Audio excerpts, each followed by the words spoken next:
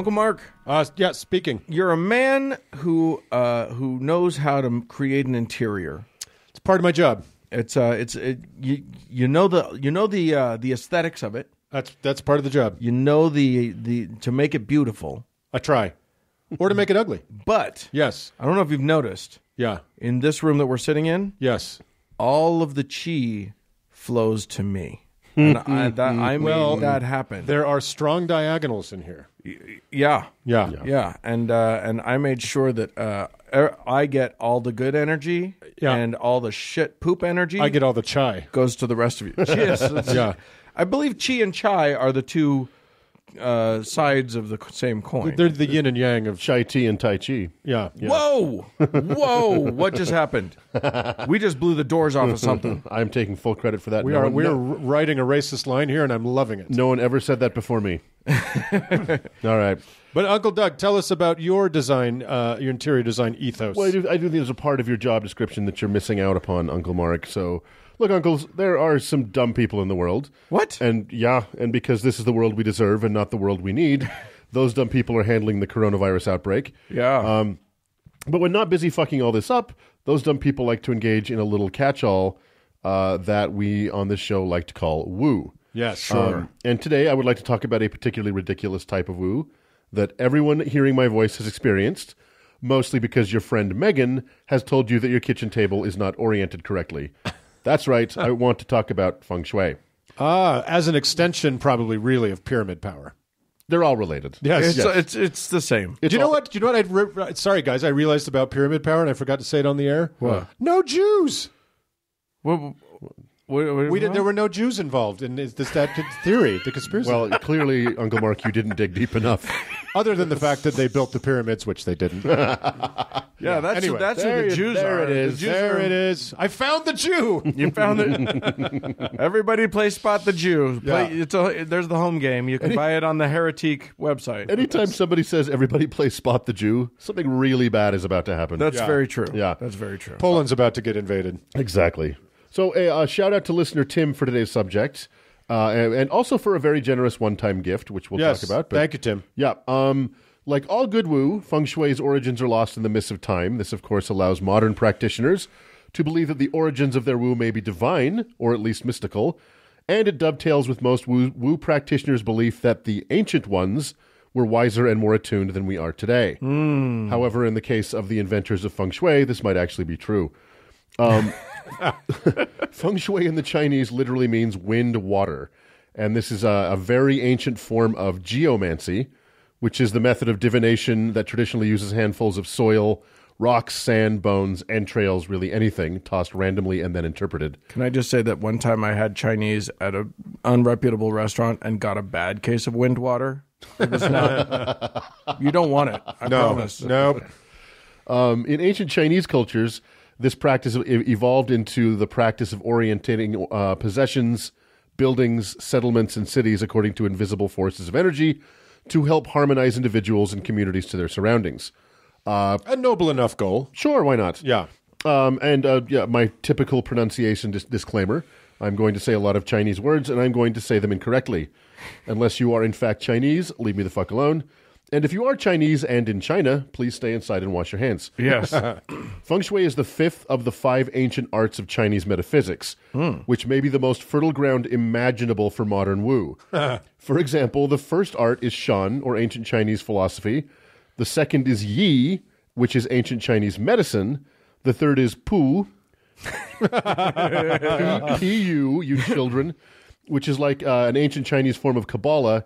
And the fourth is Ming, which includes various forms of horoscopes. Yeah, I imagine Gwyneth Paltrow face down in those 4 or 5 things, like Scarface and a pile of coke. Exactly. Yeah. Like just wallowing in poo. Tony Montana.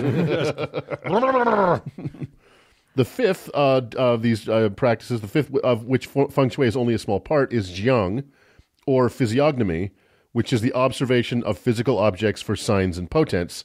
For example, other practices of Jiang are face reading and palm reading. Right. So this is a whole hell of a lot of woo. In fact, the invisible forces central to Feng Shui bind the universe, the earth, nature, and humanity together and are collectively known as Qi or Qi. After having said all that, I am surprised that your friend Meghan has not materialized in this room to hand me all her money. Feng Shui is very, very old, with some practices being traced as far back as some... Meghan flies around the world like Aladdin on a yoga mat. Okay, Megan's going to be on the merch. You're welcome, Megan. Get your yoga mat skateboard. Some practices in Feng Shui go back 12,000 years. However, this practice was honed into a cohesive discipline in the Yangshao and Hanshan cultures, which made up regions of China between 5,000 to 3,000 BCE. The practice originally relied on astronomy to determine the correlations between the universe and people. It relied on things like stars, asterisms, solstices, and equinoxes to determine which direction the door on a tomb should face or how houses should be oriented around a central plaza. An asterism, by the way, I know you want to know, is like a constellation, but where a constellation is defined as a region of the night sky, an asterism is an actual visible cluster of stars. Give me your money, Megan. Ancient Feng Shui... Wait, how is that different? How is it? Well, a constellation is like an area. Okay. Right, you can kind of abstractly group it. Grouping of stars? But an asterism is actually just a little cluster of stars. Oh, okay. It's not. It doesn't represent something else. Yeah. It just is what it is. Okay. Does that make sense? So ancient Feng Shui used various instruments. Dan and I are like, no, it does not. Nope. Moving on. Yeah. Okay, Dr. Science. The ancient Feng Shui used various instruments. The earliest of which was probably I'm going to mispronounce this, a gnomon, or it's the pointy part of a sundial. Yeah.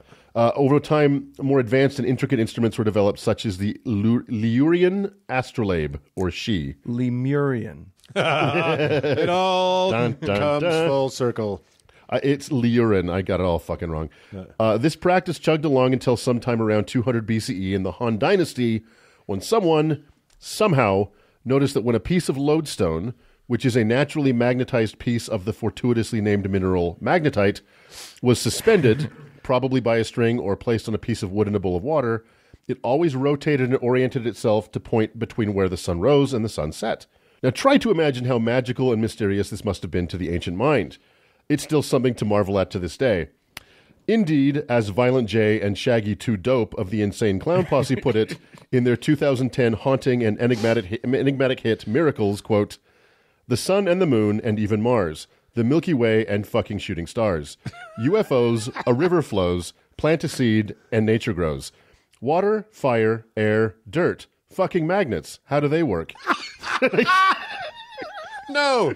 Oh, yeah. That's not real. Oh, yeah. Amazing. The lyric ends, It was that lyric that made me join the ICP. I was a juggalo for way too long. Oh. and that verse closes out, "And I don't want to talk to a scientist, y'all motherfuckers lying and getting me pissed." So, haunting and beautiful. Yeah. Well, there was kind of a philosophical moment there. That's how the fuck do they work? I think that's the name of the show. If you've never seen that video, I highly recommend you watch it now. Yeah, Okay. you really have to. It's amazing. Okay, great. That's an endorsement for Insane Clown Posse from your uncles. And I also just want to say, you've never seen Donald Trump and Violent J in the same room at the same time, so there's that. Right? So back to the story. These Chinese magnets, or luopan, are actually oriented to the southern magnetic pole. Although one wonders why that matters, since any northern-oriented compass is oriented to the South Pole if one simply faces north and, turns around. Right. The luopan was not used for navigation for 1,000 years after it was discovered, but was finally put to use to its full navigational potential in the Song dynasty around 1000 CE. One little side note here. There is evidence that the Olmecs of Mesoamerica figured out how to use a compass for geomancy as early as 1000 BCE. Wow. Although they never figured out how to use it for navigation, they did predate the Chinese in discovering magnetism by nearly a millennium. So there's that. And then they called it a Liahona. That's right. Holy shit. Those amazing Mexican Jews. The earliest form of Feng Shui, which dominated until the invention of the compass, was called the form branch. The form referred to as the form of the environment, so mountains, rivers, plateaus, etc., and was primarily concerned with the placing and orientation of tombs, attempting to achieve the perfect balance in order to harvest the most qi. Oh, it's a harvestable thing. You got to get that chi. Qi's, it depends on who you talk to about qi. Believe me, everyone has an opinion. All I'm saying is you got to plant before you can reap. Yeah. That's right. As ye sow, Yes. so shall ye chi. It's pretty dense stuff, and just scratching Confucius, I think. Yeah, of course. Yeah. Confusion. The form branch uses yin and yang theory, the five phase theory, or Wu Jing, and the 8 trigrams known as Bagua. It's a mess. Yeah. This was supplanted in part by the compass branch. Equally dense, this branch builds upon the form branch, adding such things as the school of the flying star and the school of the 8 mansions. I don't need to tell you all about that. Yeah, no. Of course, everybody knows that. Yeah, it elementary school shit. Of course, it's so beneath Let's us. not insult our listeners, being too pedantic. The compass branch obviously still uses the Luopan compass, which modern practitioners still use, and we'll talk about that. As we approach modern times, Feng Shui has broken into many, many branches, including but not at all limited to the San Yuan method, the San He method, the 4 pillars of destiny, the I Ching, the Ziwei Dao Shu, and the Da Liu Ren, and it goes on and on and on. So during the colonial period, Feng Shui was viewed by most Western imperialists as a quaint, backward superstition that they took great pains to intentionally disrupt when they built buildings in cities and towns, building buildings to totally disrupt the local Feng Shui because everyone in the past was an asshole. Interestingly, Feng Shui was banned under Mao Zedong, who saw it as a feudalistic and superstitious practice, and practitioners were even beaten if caught. But it remained popular in Taiwan. You couldn't put a shelf in the corner of your room and someone would come in and beat your ass? No, you could put it there, but you had to say it was for different reasons. Right. Yeah. Yes, in the Cultural Revolution, somebody would come beat your ass. Yeah, pretty much. That was kind of how it was. Yeah. It remained popular in Hong Kong and Taiwan, and the current communist regime in China has calmed the fuck down a bit. So when Richard Nixon went to China in 1972, there was a renewed interest in all things Oriental, and Feng Shui got swept up, along with a whole lot of other ancient stuff, into the New Age movement, which brings us to today. Oh, my God. Modern Feng Shui is... Are you blaming Richard Nixon for Meghan? That bastion for Meghan. That fucking hippie.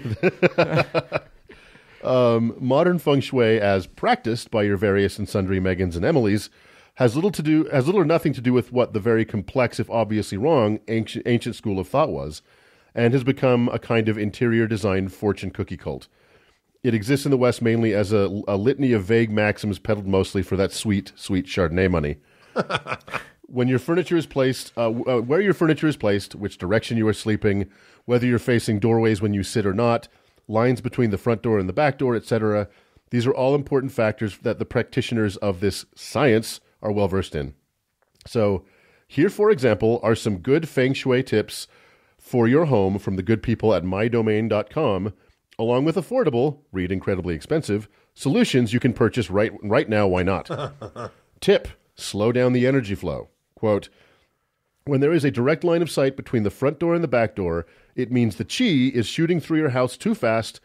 You want it to move in a graceful, undulating way that goes around your whole home evenly. Qi needs a door? Pew, pew, pew. Yeah. Just speedy chi. What if you get hit by a speedy chi? That's a great question. Yeah. Too much of a good thing. That's your whole day just right there. Gone. Solution to this problem? How about this one Kings Lane Boulay runner rug for $115? Oh, yeah. How about another tip? Keep the path to the front door clear. Well, fucking duh. But there's more to that than you might think. Quote, The fireman will tell you that. Exactly. Yeah. Quote, think of the chi as a first-time visitor trying to find your home. You want to make sure it's clearly lit, well-marked, and the address is visible. On the inside, you want to make sure you're not walking directly into a wall.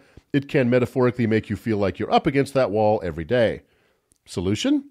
Install a mirror in your entryway. But when you do, make sure you connect an intention to it, like expanding opportunities in your life or not allowing yourself to feel limited. And wouldn't you know it, we just happen to be selling this rejuvenation metal frame mirror for $299. Okay, one more. My intention is to make me taller. So stupid. Tip, balance the 5 elements. Quote, the 5 elements, earth, wood, fire, water, and metal, can be present in your home either physically or symbolically. For example, you could bring the fire element in with warm tones like reds and oranges, or you could have actual fire with a fireplace or a burning candle. So stupid. Solution? Look closely at the literal and symbolic elements that are showing up in your home and try to strike a balance, or you could buy this Casina sofa for a mere $10,446. We're in the wrong business. I know. We got to get into this feng shui. We've been saying this for a while. We need to be cult leaders and purveyors of woo. We are missing the boat. These guys are making so much fucking money telling you to hang a mirror with intention. Truly. Yeah.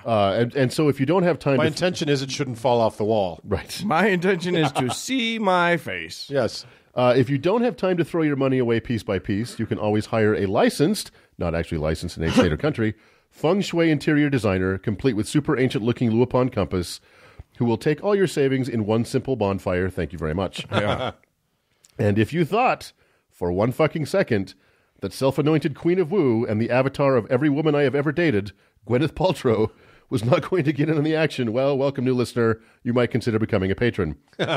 Paltrow's Goop website is replete with articles on how to bring feng shui into your home, into your heart, and when practiced correctly, into your orgasm. Up your vajayjay. Of course. Woohoo! As with all things Goop, all roads lead to the Goop shop, where one can purchase crystals, books, sheets, etc., all specifically designed, or at least marketed, to maximize your feng shui. And so here we are. An ancient kooky philosophy developed by, admittedly, the smartest of ancient cultures that still did not know why the sun rose, has been misinterpreted by modern people who should know better and turned into a profit opportunity for white people. Should you have an organized and intentional space within which to live? Yes. Why not? Should you consult a professional interior designer to help you craft that space? If you can afford one? Yes. Should you keep the path to your front door clear and free of clutter? Fire marshal says yes. Yeah. Should you design your house according to 10,000-year-old woo that is still too heady for the insane clown posse and waste your kids' college fund doing so? Unless you were in some kind of Brewster's Million scenario where you have to spend a small fortune in order to win a larger one, Brewster's Million. the answer is no. Solid reference. Yeah. Feng Shui uncles, it's what's for bullshit. Oh, my God. Wow. Yeah. Well, there you go. I feel better already. Let's move all of the chairs around here. Yeah, let's move our chi and move on.